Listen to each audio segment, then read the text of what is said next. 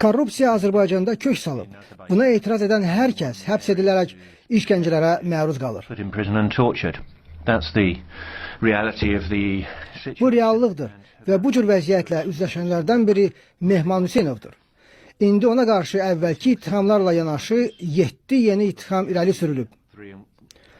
Azərbaycanda ifadə və sərbəst toplaşmaq azadlığı və eyni zamanda insan haqlarına hörmət olunmadığı üçün bu ölkə ilə assosiasiya müqaviləsi danışıqlarına son qoyulmalıdır.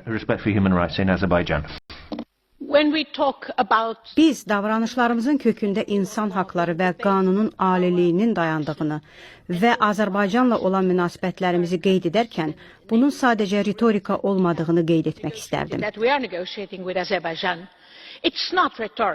Bu məsələ də sizin kimi komissar Malmström, Federico Mogherini kimi insanlardan asılıdır ki, öhdəliklər yerinə yetirilsin, başdan sovdu olmasın. Azərbaycan rüsvayçı vəziyyətdədir. Təkcə Mehman Hüseynov deyil, Xədicə İsmailova, İlqar Məmmədov və Əfqan Muxtarlığının işlərini qeyd edə bilərik.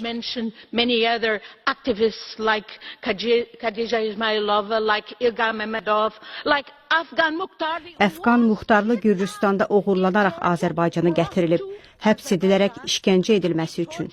Çünki bu casus insanlar Əliyev rejiminə aid korrupsiyanı işıqlandırmağa cəsarət ediblər.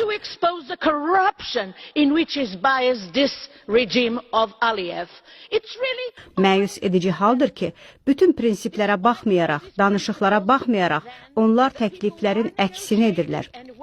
Bu utanç vericidir. Biz gözləyirik ki, siz bu prinsiplərə əməl edəsiniz, vəziyyətin nə yerdə olduğunu deyəsiniz. Bundan əvvəl çıxış edən həmkarlarım vəziyyətin nə yerdə olduğunu qeyd etdilər. Mehman Hüseynov vəziyyəti göstərir ki, bu insanlar necə təzyiqlərə və işgəncələrə məruz qalırlar. The level of endurement, of pressure and of torture that these people are being subjected. This week, one of our colleagues, Norika Nikolay... Bu həftə həmkarlarımızdan biri Norika Nikolay belə bir məktubu yayıb. Bu məktubu yazmağa o heç şübhəsiz məcbur edilib. Bu məktub mənə ölkəmdəki Salazar diktaturası zamanında və onun ölkəsində Çavuşesku diktatorluğu zamanı insanların yazdıqları məktubları xatırladır. Sanki hər şey qaydasındadır. Bugün qəbul edəcəyimiz qətnamənin qəbul edilməməsinə çalışırlar. Azərbaycandakı Camaşırxana məsələsi ilə bağlı Avropa İttifaqının içində kök salmış korrupsiya onu göstərir ki, hətta bu parlamentdəki siyasətçiləri də bu rejim ələ keçirib. Bunu 2013-cü ildə Azərbaycanda keçirilmiş seçkilər zamanı gördük. Buna icazə verə bilmərik. Məsələ təkcə Azərbaycan, orada korrupsiyaya qarşı insan haqları və qanunun aliliyi uğrunda mübarizə aparan insanlar deyil. Məsələ Avropa İttifaqıdır.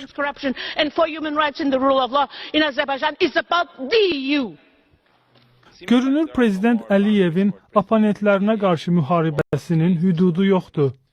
Despotun mesajı aydındır. Heç kim Azərbaycanda korrupsiyanı və rəsmilərin qanunsuz hərəkətlərini ictimailəşdirə bilməz. Bu kontekstdə Mehman Hüseynovun məsələsini qeyd etmək olar.